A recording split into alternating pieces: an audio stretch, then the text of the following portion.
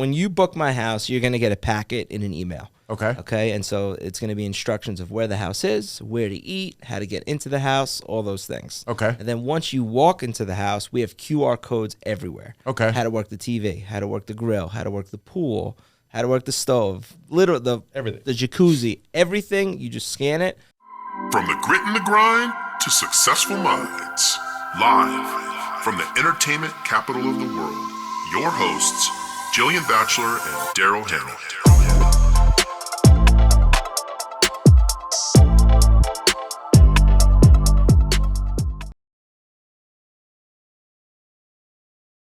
Hey everybody, Daryl Hannah here with the Bachelor Hannah Group and Vegas Real Talk. And Courtney Buford with the Bachelor Hannah Group. And today we have a special guest. We do. It's something that everybody talks about. Everybody thinks they know about it and they don't. And Jason Griggs is with us today. And he's with Win with Airbnb. Yep. Boom. So I gave it away. Airbnbs, that's what we're talking about. Rental, vacation homes, stuff like that. We're going to talk about some myths and some do's and don'ts and all kinds of stuff. Let's get into it. Thanks for having me on, man. Yeah, man. I appreciate Thanks for being it, here, man, for sure. Yeah, absolutely. So I'll clarify one thing. We're actually talking about the short-term rental business. Yep. Okay. All right. So that's like a big misclarification. Airbnb is just a marketing website. So Airbnb.com. It's just one part of that. It's a marketing website. So you're taking your short-term rental and you're putting it on this marketing website, which is in Airbnb.com or VRBO.com. Gotcha. And so that's a big misconception when things, hey, I'm buying an Airbnb. You're really buying a rental property. You're buying a rental property. So I'm a real estate investor, and that's what I specialize in now is buying these vacation rentals, short-term rentals. Now, do you do both Airbnb and VRBO?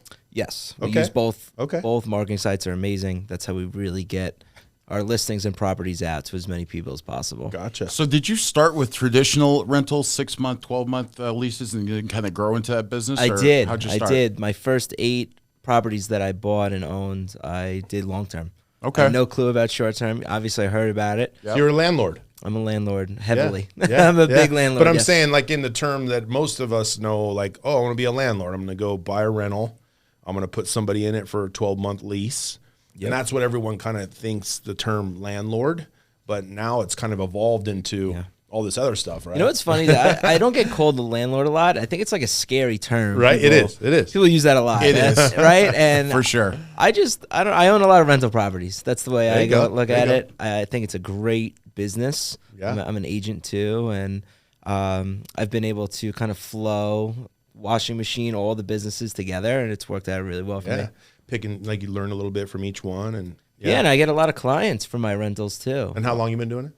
This is my 6th year. 6th year. And how many rentals do you own now right now? I just bought 3 last week, so I'm up to 25. Wow, 25. 3 last amazing. week. Wow, Yeah, congratulations. 25 rentals. Thank you. Nice. Yeah. That's cool. Yeah, I'm proud of it. So I had the privilege of taking your class, which is offered by Simply Vegas and Clear Title. Yep. And it was amazing. Like, it kind of blew my mind open to a lot of things that I just really wasn't thinking about. So hopefully we'll bring some of that stuff up here in this. Absolutely. Yeah. One of the things that it was, all the procedures that you go through in your Airbnbs or VRBOs, like the little listening devices and the cameras and I was just like, wow, I don't even know that stuff even existed. I mean, it's a whole different animal. It really is. Yeah. Right. The best analogy that I use is that you're buying a hotel. Okay. You're buying a hotel business. So each property is its own hotel. Okay. You need to brand the hotel. That actually makes a lot of sense. And you need to operate the hotel. And so we'll just use a comparison to Las Vegas because we're the king of tourism here, right? There's some hotels that are really nice that you are excited to go to and excited to go back to. Right, and you dress upscale and there's amenities and then there's crappy ones that you don't want to go to. So we kind of tailored it off that. Gotcha. Where we want to create an experience. That's awesome. Where when you come to our place and our houses that it's a fun time that you and your friends can hang out, enjoy your vacation. Yeah. So are you citywide, or did you start in Henderson where it first became legal, so to speak, where there was licensing available? Or tell me about that. Great question. Yes, I did. I started in Henderson. The rules in Henderson are a little tough, but they're fair in my opinion. Okay. So I've been told if you could operate in Henderson, you can operate anywhere in the country because Henderson has some of the strictest rules and regulations. Wow. And now I'm Along branching. with traffic as well. They're horrible about tickets, so I totally get that. Yes, I'm from New York, so the traffic isn't faze me. But yeah, so now I'm in kind of expanding out into all different types of places around the country, and some cities don't have laws or rules and regulations. Really. So it's that's hard cool. to imagine. I know there will be eventually, but some cities just haven't caught up yet. I mean, Vegas is advanced, and they probably don't advanced. have the crazy partiers and all the stuff that we go. Yeah, so not every city is a big tourism city. Right. Yeah. So here it's very popular.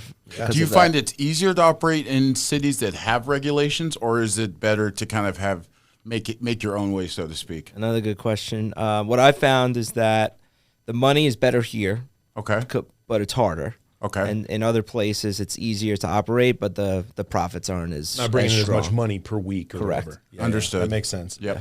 And I think, it's probably, I'm going to guess, I'm going to go out on a tangent here. It's huge thinking in terms of referral, like bring repeat business. Yep. But not only repeat business, but you want those people to go out and brag about you. Right? Like you got to stay to Jason Griggs' property. Like that guy's amazing, right? A great point. Yeah, I kind of branded it with Griggs Vacation Rentals. Okay. So instead, what we'll do is it's a little tip and trick here. To save on fees, people can go on my website, Griggs Vacation Rentals, and then they can message me on Instagram. I'll block the house off for them, and I'll work out a direct booking with them. So they don't have to pay all those extra fees, and it saves them money, and it saves me profit. And our videographer over there is going to make sure we get all those websites and stuff for you, so you can click on it on the video. Happy to promote it and show you guys. I mean, we have the biggest one in Henderson. Okay, it's 9,000 square feet. It's a monster. It's called San Gabriel, and it's very popular. It's a very popular house. Yeah, that's right. That's out there off of like College, right? You get off College, and they got those big acre properties. Huge house. It's 9,000 square feet. I mean, I love that area. Me too. Yeah, I do too. You could throw a big outing over there, which we've done, and it's just a fun house. There's lots to do. I got to know what the monthly or the daily on that is. So we aim for around $3,000 a night. Okay. On that house. Sometimes we get it. Sometimes we have to lower it. Okay. But the coolest part about building out a real mansion like that, because there's really nothing like it. In Henderson, was the opportunities that came with it. Oh, yeah. We've had professional athletes stay in our houses. We've had offerings of big celebrities that want to do content there.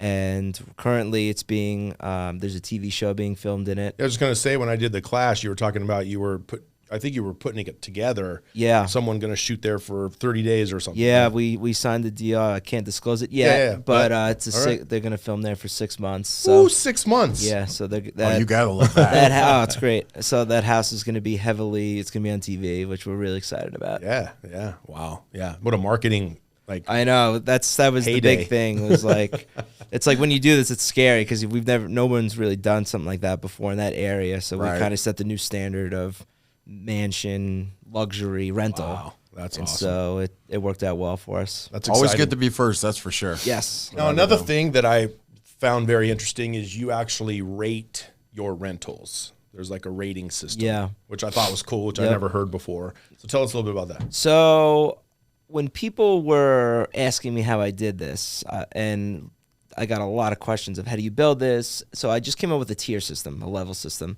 So my level 1 is just a simple 3-bedroom, 2-bathroom, 4-3, no pool. Okay. Nothing really crazy out of the ordinary. It's just a simple plain And a little Jane bit more house. probably affordable, right? Affordable, $100 to $300 a night. And then as we go up, 2, 3, and 4 being the mega mansion style. And so when I ask clients, which level do you want, or guess where do you want to stay at, I just say, look, these are my level 1s, 2s, 3s, 4s, and I could get a gauge and put them in the correct spot. How many 4s you got? I have 1 4. 1 4, and that's the big one, right? That's the big one. And what's the plans? You plan to expand to that maybe so a little bit? If I told you like the headaches that go into this, it's fun at the end, but it took us a year to build that thing. To get to the point. To get to the point, the furnishing. Then the neighbor complained, and the city came and shut us down and gave us fines. And it's like, it's a whole, like when you buy a house, like you don't even think about it. Are these neighbors going to affect my business? Right. But they can, and they will if you don't run it correctly. And so I've had that happen. And I've lost a lot of money because of that. So how do you mitigate the risk between upsetting the neighborhood versus, being able to run your business? It's a crapshoot, and you need to really. I always suggest you talk to the neighbors before you buy the house. Makes sense. Because if you're gonna buy this and this guy's a jerk over here and he's gonna bust your chops for the rest of your life, it's not worth it. It's not worth it. Because you talked about you've walked away from a lot of deals. Yeah, I have, because of the neighbors. Yeah, the funny story I always tell is I found this awesome house. It was on Rocking Horse. And I was like, this is going to be the coolest Airbnb. Mm-hmm. It was 6-bedroom, single story, killer backyard. And I knock on the neighbor's door, and he's got a full sheriff uniform on. Oh, a sheriff uniform? Yeah. And I was like, he's like, what's up? I was like, never mind. It's all good. And then he's like, what do you want? And I'm like, I'm going to buy this. We're going to do like a corporate rental. And he's like, no. No, I'm going to make your life. Yeah. Yeah. He's like, I don't. Hey, at least you know ahead of time. I mean, to your point, checking first always helps. It's a disaster to find out after you've already closed on the house because you can't go backwards. Right. And you go, oh, sorry, made a mistake. I want to give this house back.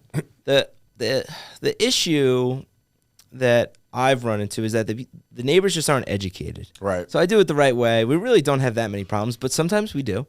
And so the city of Henderson requires us to mail out a letter to, I think it's 500 feet around your house. So we'll call it 20 closest neighbors. Right. And they get a letter saying, hey, Jason's doing a short-term rental at this property.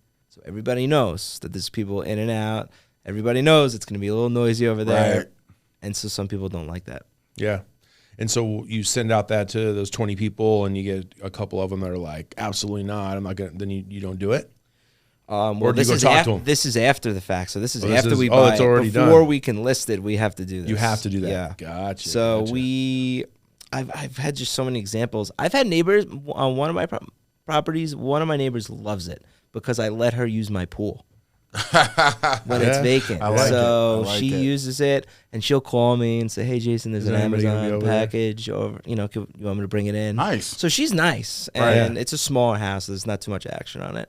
But I mean, how would you feel if there was a big Airbnb next to your house? Would you like it? Would you feel a little concerned? So well, I understand it. You had mentioned in the class that you go and have conversations with people and kind of tell them like, look, I know this ain't the optimal situation, but we do have these rules in place.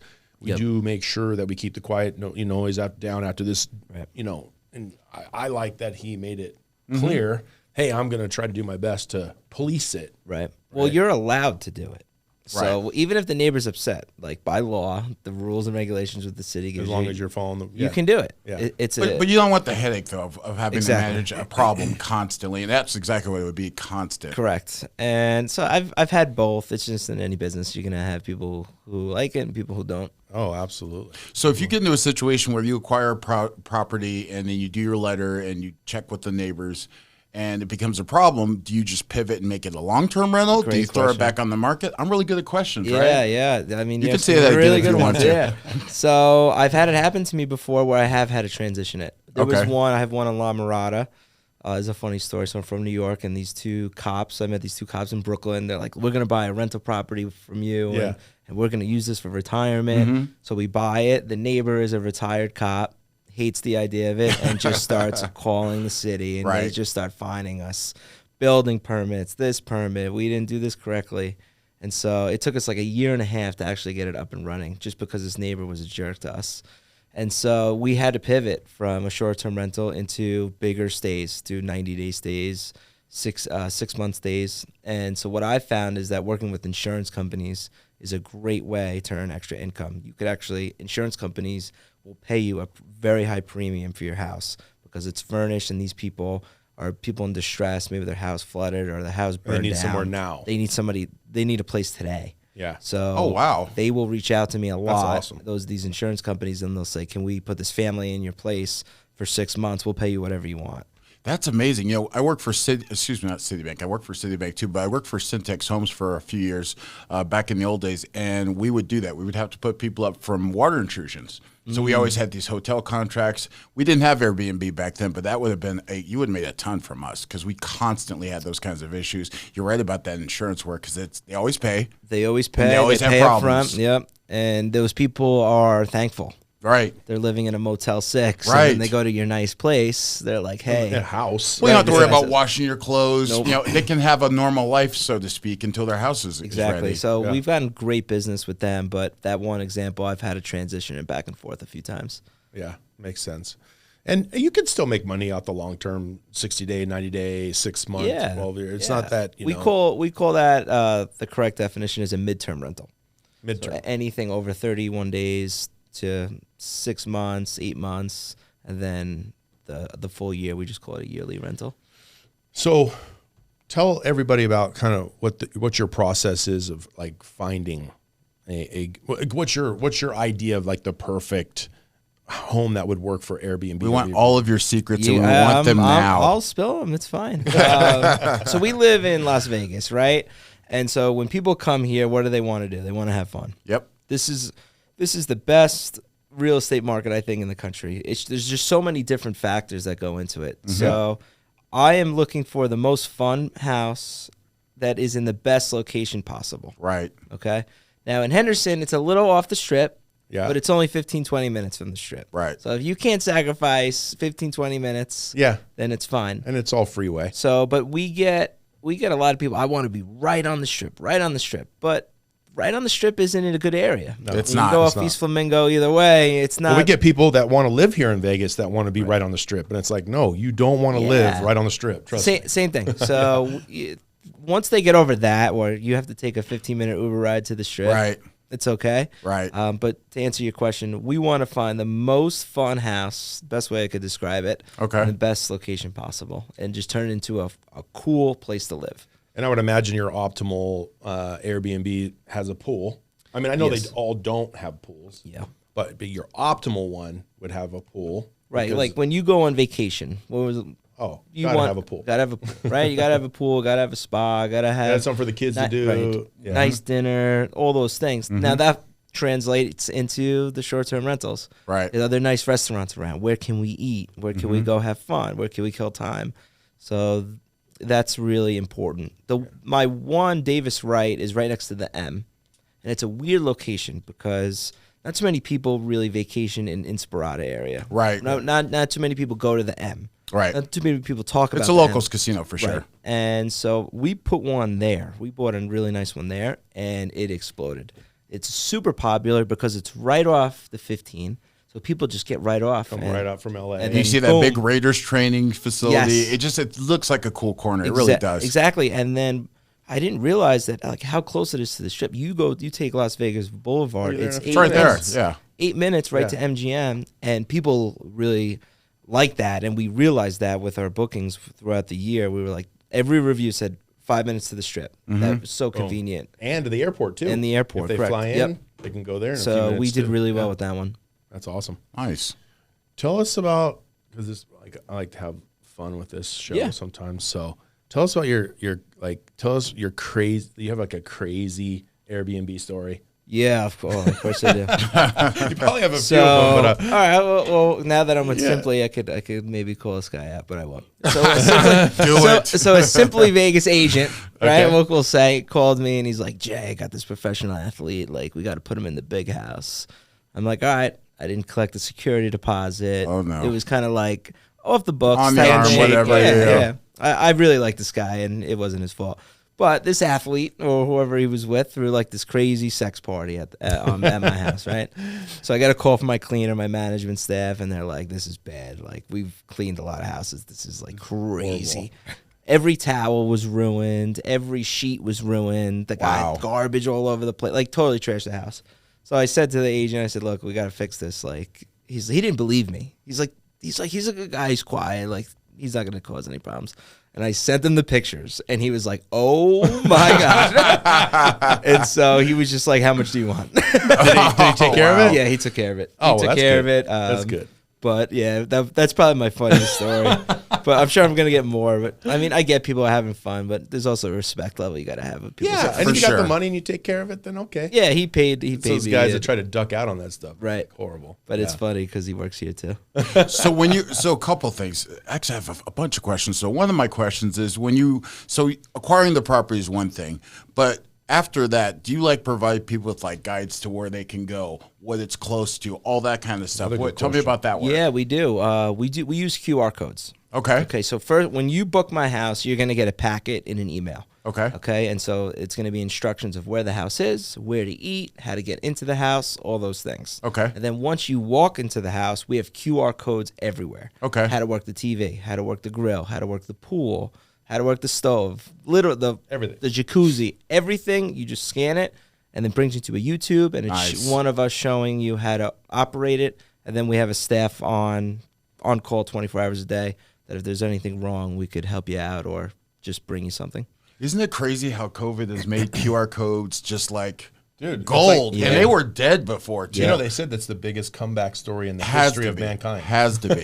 I'm not the biggest fan of QR codes when I go to a restaurant, but right. in my business, Yeah. it's Yeah, so for sure. helpful. Like Scan the 100%. QR code. People love that stuff. So you have QR codes to shows, to different hotels, like we have we call it like a intro packet where everything that you need for this house or in that area is in this packet. And so pizza place, this is the one that's closest. This one delivers. This one doesn't deliver. If you want a chef, if you want a car, if you want whatever it is, any amenity we have in these packets. Wow, that's cool. You've thought of it all. Well, yeah, because you're probably still learning every day, too, huh? Yeah, but when I first moved here, I had a lot of people visiting me. And so I got used to taking people out and hosting them on the strip and whatnot, showing them a good time. Right. And I was like, okay, if these people, if a family comes, this is what they're going to want to do. If a bachelor party comes, this is what they're going to want to do. Yeah. So just laying it out there for them up front is great. And hotels do a great job of that also. It probably cuts down a lot on your phone calls, too. Yeah. I imagine the people that don't do that are probably getting a million phone calls. Like, how do you work this? How do you turn this on? That's a great point. Somebody manages one on their own. He was like, how do you handle the messages? He was showing me. Just one person had like 70 messages to him. Yeah. And I was like, you don't have it laid out up front. Right. Like with ours, there's really no questions to ask us. Like, right. There's everything. The only messages we'll get now is if something breaks. Yeah. Or if they need extra firewood or things like that, small little items. So a big part of the component is just to make sure you set expectations right up front, make sure exactly what's going on. Of course, I'm sure you probably try to steer away from associations. We all know that's an issue. Do you have any in associations where they don't care? Yes. Really? Another great question. All right. So one day I was researching the map of Henderson. There's an interactive map where you could see where you can buy them. And I found that my house, my personal house that I own and live in, qualified for it. Really? Yeah. And it's in an association? It's in an association. And so are you going to get $64,000 for your house when F1 comes here? You're just going to move out for a couple of days? I am definitely utilizing my house. I'm using I blocked off that whole week for F1. Oh, you better. Yeah. I'm going to take advantage of that for sure. But to answer your question, yes. So I have the license on my personal house. Okay. And so I evaluated it that those licenses on the property they're worth about $100,000. Okay. So people are willing to spend over $100,000 or over appraised value because to get that license. Wow. But and someone can buy them from you? So you can't transfer the license. Okay. There are some tricky ways that you can do it. But basically, I would sell you the house, and then you would apply for the license the next day. And it's just not enough time for somebody else to swoop in to get the license. Gotcha. Got it. Wow. So talk about the limitations on licensing. So do you know about any of that? Yeah. So there's around 13,000 short-term rentals in Vegas and Henderson, right? And there's only 340 that are legal. I knew the number was big. I had no idea. I'm like, oh my God. Yeah. Yeah, that's crazy. Insane. It's insane. So it's a huge business here, obviously, that's being ran illegally or not correctly. Time. And so the Clark County just came out with their rules and regulations of they're going to license 2,800 houses out of the 13,000 on a lottery-based system. So you apply for your house to get a license, and we'll see if they grant it.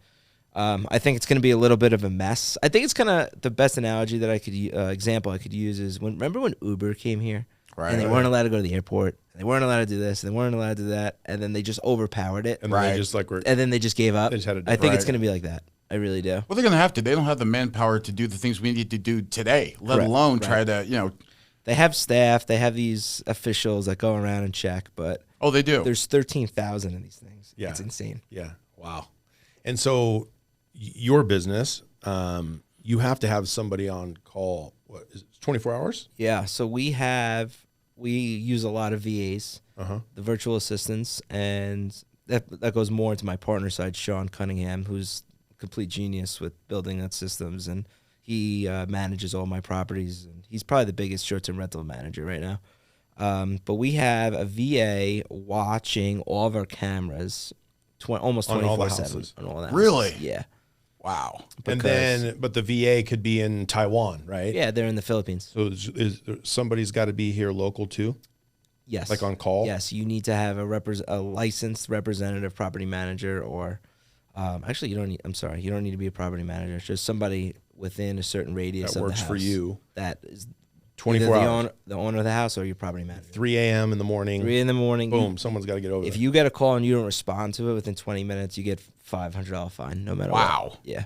Wow. They're not messing around. No, like not. It's like a hotel, really. Yeah, you get fined, and I've gotten fined. God, I wish some of the hotels would do that. I'm gonna get fined again. 20 minutes. 20 you can't even minutes, get a hold of anybody anymore. No, you can't. So you mean the guy that I hire on Fiverr to build my logo for $25 also probably watches your short-term rental from Istanbul. they do.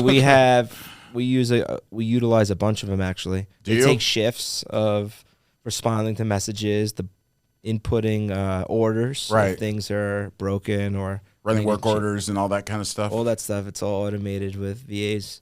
Gotcha. Wow. Yeah. We're starting to look into that with our real estate business too. I've always just been so against that for so long. And I know it's a lot of false stuff in my mind. Yeah. It is. Yeah. It's a new school thing. Right. So, it's different. So very different. But it makes sense. For people who are good at delegating, it's amazing. I'm awful at that. Yeah. I want to do everything myself. Right. But you need to take the hat off and let other people help you. 100%. Wow. What a different world. It is. You know, and it's funny too. I have a lot of people asking me about, the short-term rental market and so forth. So since you've done both, obviously you're making more on the short term. Is it a bigger headache? Is it more labor intensive? Could you, as a mom and pop, say you have a home that you've gotten yourself a license, can you self-manage it without too much pain? Yes. Let me see how I can answer this. So the best example that I could give is try out your own house. Okay. For a weekend. Okay. Or try out a room in your house. Okay. Because you're allowed to rent out a room in your property. So I have a client, he's a professional athlete, and he has there's American West 3-story, and that basement area he rents out. He finds some people off VRBO, Airbnb, Craigslist, Facebook, and he house hacks it, and he loved it. He's like, this is great. I'm making $1,000, $2,000 extra a month. Wow. I'm not even here. Paying for He gives them the code. It's easy, 1, 2, 3. And so he likes it. So he did another one, and he just likes that extra income for not really doing all the work. But he has a system set up. He's got his cleaner who's there as soon as they're out, cleaning it, turning it over. Yeah. Well, that brings us to another point, which another thing I was blown away with. Like you said, you have to have a cleaner and a backup cleaner and a backup cleaner and a backup cleaner and a backup cleaner to the backup cleaner. Right. That's the biggest problem with the industry. Having a crew is having a reliable crew because they're good and then they get lazy. Right. And it's like they do the silliest things sometimes. Right. Where the house smells like weed. Right. And they don't tell you. Right. And then the next person comes in. You're like, how did you not smell this? How did you not smell this? I had a say TV, something. I had a TV stolen. Because I was too busy smoking. That's why. Right. I had a TV stolen in one of my properties. It was clear as day. And it wasn't there. I'm like, how did you not see this? That it was gone. Because the people are like, there's no TV in my living room. Exactly. And I'm like, so remember, these are people that aren't the most educated. They're making $200-$300 a cleaning. They don't really care. Right. And so, do you have checklists for your cleaners? Yes, we make do. Sure you do this. Make sure you do this. It's just a walkthrough, process. Just as just pull all the sheets off, wash those at the same time. and then you're taking new sheets from the closet, doing that on the beds, and then when that's done, folding them up, putting them in the closet, and just repeating the process. From a liability standpoint, if something weird happens, someone gets assaulted, something weird, you know what I mean? Where does that put you as the owner of that Airbnb versus the customer? Best question yet. All right. So you need to have special insurance for this. Okay. It's called short-term rental insurance. Okay. State Farm has it. It's a higher policy. We max out the limit. We go really high. You never know. Right. We've had guests fall through the shower glass door. Oh, yeah. People get drunk. Right. They're driving drunk sometimes, especially in the city. So it might hit Las Vegas doesn't have any drunk drivers, so I'm not sure what you're referring to. Does not happen here. No, never happens here. So, yeah, you got to protect yourself. Yeah, Wow, for sure. Good question. So I'm sure there's a lot of people listening right now that are like, dude, this is just so much to retain. You have a school. Yeah. Boom. So I was getting annoyed with all the questions I was getting, right? All the realtors around town wanted to. Questions and no business to go with it, right? I got a client who wants to do it. And I'm like, all right, now I got to create. Somebody gave me the idea to like just create a course. Yep. And then it kind of just blossomed into its own business Wow. of its own. But yeah, I help other realtors and other investors kind of build theirs out. It's been cool. I've been doing it virtually in other parts of the country where they'll walk me through with their phone. That's great because they can do it from anywhere. Exactly. Yeah. But I've realized that, I'm sure you get this a lot, where people, they're at the edge of the cliff and they don't just jump off and dive into it. They stay on the edge, and they just don't want to. They're too scared, or they get frightened at the very end. I call it the what if. Okay, perfect. So what if this goes wrong? And I'm like, well, we're going to take action here with this. That's why you're going to buy this. So what I did was I created this course, and that's step one. Like, if you want to get into this business and you want to buy one of these properties, you need to educate yourself. You need to take this course. So I won't talk to anybody unless they take the course. Yeah, the best way to kind of teach yourself something really well is to build a course. So it actually helps you too. I will say it was probably one of the hardest things I've ever done. I bet. It took me a way longer, probably 6 months longer than I wanted to. It made you better. Definitely. It definitely made me better. But it was hard. It was really difficult. And then I never really, it's like you're an actor. So you're reenacting everything. And I filmed with. Because the course has the videos and stuff. I filmed with Brad Lee and dealing with him. Brad. Brad's cool. The best. Come on. Yeah. So he was great with helping me. And it's like you're writing a book. Right. You're writing a book, and then you're reading the book and acting the book out. Right. Wow, that's cool. But I mean, for anybody that has any questions whatsoever and wants to learn to do this business, there's nothing really else like it. I don't think. I mean, not that I've seen. There are. I just think that we operate in such a difficult market that other people don't have to deal with half the stuff that I deal with. So they would say to me, like, why would you even waste your time doing such a big work? Yeah. But then I show them like my big one, and they don't have anything like that. Yeah. So it's like a catch-22. And it's, like you said, in Vegas, it's a different animal. Different animal. Because other places don't have any rules. So they're like, why are you going to have a course? You just buy it. I mean, how long have you been in Vegas? 50 years. 50 years. I've lived here my whole life. Great. So like you've seen it like just like catapulted to like this crazy city. Yeah. I've been here 13 years, and I'm just addicted to like the growth. And in 13 years, it's gone crazy. Yeah. Just 13 years. Yeah. There's just so much fun to have in this city, and I really enjoy living here and promoting it and doing real estate here. And other investors, they can't say that about Kansas City or different parts of the country. Yeah. Yeah. So we've really seen like just growth and just fun. Well, when you look at too how really inexpensive it is to live in Las Vegas. Oh yeah, compared to other places, sure. taxes and cost of living. Even though it's gone up a lot. Where I'm from, the property tax is around $40,000 a year. Yeah, my friends, some of them pay $40,000 a year in property taxes. Wow, and it's not a nice house. Trust me, it's a $800,000 house in New York, Long Island, New York. So when I first moved here, when I bought my house, my taxes were $1,300 a year. Yeah. And I'm showing that to them, and people were kind of reciprocating. They were like, I got to leave New York. And I'm like, yeah. I've been able to move professional athletes out here where I'm from, and they just take advantage of the tax benefits of what Vegas has to offer. It's great. So that's another thing that I thought was really cool, and I had even commented on the class because I'm listening to all this, and I'm like, this guy is building like not only just vacation rentals, But now sales, because now you're helping people buy these. Yep. You're a realtor. Yep. So you not only are you buying your own homes, you're helping other people buy homes. Yeah. It's like this big.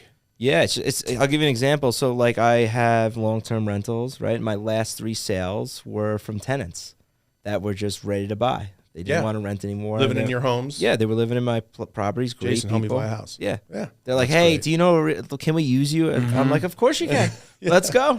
Guarantee that lady that calls you about your Amazon packages, you'll sell her Yeah, house, exactly. or she'll send you I would someone. say I've gotten probably 25% of my business from just my rental properties. Offshoot. Right. From either that tenant or that tenant referring somebody else. And it sounds like you're building a pretty big business with like professional athletes and stuff too. Yeah, I've had an awesome run with just the UFC, and my friends fight in the UFC. Yeah. Their job is very difficult, and I'm like, guys, like you don't have to get punched in the head to make money. Like there's this other way you can make money. Right. And when I show them, and I'll give a shout out to my friend Ali Quinta. He's a fighter. And he was like the first fighter that also got into real estate. Wow. And he does both. And we got into real estate at the same time. He does in New York. And other fighters were like making fun of him. They were like, oh, this guy's a realtor, like big realtor guy. And then he starts like showing like what he can do and how like he's a smart guy. And then now other people are like asking him and I like, hey, if I give you 50 grand, can you turn this into 100? Can you help me? So it's really cool. Well, and you can't fight forever. No, you Talk to can't. this guy. He's been fighting, and now you're hurting. Yeah, I can't. I mean, it doesn't last forever, but real estate will last forever. For sure. Something that You did some boxing? No, jiu-jitsu. Jiu-jitsu? Yeah. Yeah, Lots so of a jujitsu. lot of, I mean, the UFC guys, they're different. They get paid one time a year. Right.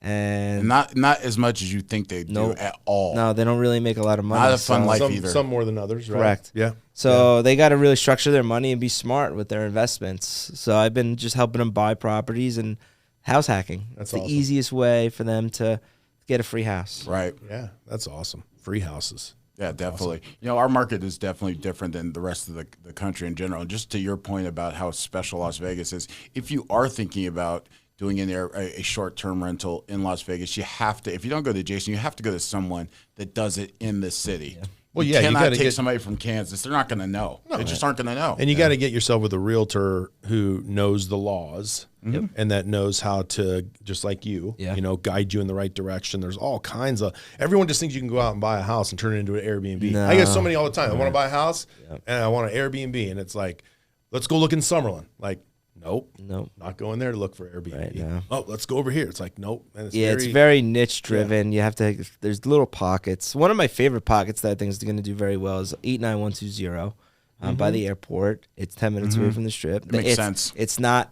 the best area, but it's also not the worst. Right. The houses aren't completely destroyed. Like they're holding up over time. A lot of renovations going on there. And they got some cool proproperties over there. Yeah. Cool backyards, old school Vegas Retro. vibes. Yep. Yeah. Bigger backyards. That's where you find that stuff. You're Yep. 100% So right about that. that's the area that I like. And you do like pool, shuffleboard things, all of it, yeah. and Just trampolines. I'm a big game guy. Beer Yeah. pong, the bags, everything we That's put awesome. in there. That's awesome. Do you have any business or any units in the condo tels? Do you have like Platinum? Do you have MGM Signature? Any of that stuff? No, I've after we did a lot of research on that, the money is just not. It's just not profitable. It's break-even city is what it is. That's a great 100%. That's a great line. Break even city. Yeah. I think they make a little money. I've had a few investors make money off of Airbnb. Yeah, but you're not enough to where you can retire yourself, honestly. No. You're not making it retirement Well, money. the HOA is high. It is. They bang out for 900 to 1,000. Oh, they kill you. At MGM a month there, and the rate of that room is just never going to get to 500. No, to it's not. 700 a night. No. It will on big nights, big weekends, certain nights, but not consistently. Yeah. Wow. For sure. Well, thanks, man. Dude, guys, thanks for having me Dude, on. I that's really fun. appreciate it. I love For it. sure. I really learned a lot, and I appreciate it. needed to know more. I'm glad you Yep. filled those holes And in if for us. win with Airbnb.com, and you can follow me at J Griggs Real Estate on Instagram. And we'll make sure to Awesome. get all that information on the video. Great. The man over there, Billy's going to take care of us. Wonderful. Thanks for tuning in, guys. Thank Thank you. you, Jason. Take care. Take care.